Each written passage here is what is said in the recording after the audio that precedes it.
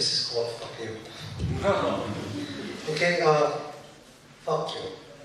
But before you take your head back, understand that I am from a people with names such as Fakar and Fakir. And coincidentally, you probably have guessed their gender correctly. See, in my language, fuck, spelled F-R-K, is a good word. It means to praise or to exalt. So fuck Eliot and fuck Shakespeare, fuck you too. Now that you've learned a word in my language, maybe I'll learn one in yours. Maybe then the boxes that we put each other into will start to take the shapes of people standing across each other amidst the rubble, arranging the stones, trying to make something beautiful. And maybe my word will replace yours and yours will replace mine. And maybe then the falconer will hear the falcon and things won't fall apart so often.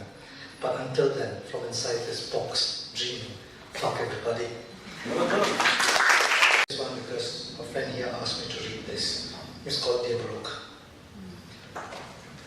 Dear Baruch, I have often tried to imagine the sunsets that you have described, how you say they fall with a satisfied sigh, dipping into the white sands of Gokarna beach and merge the shadows into the palm trees.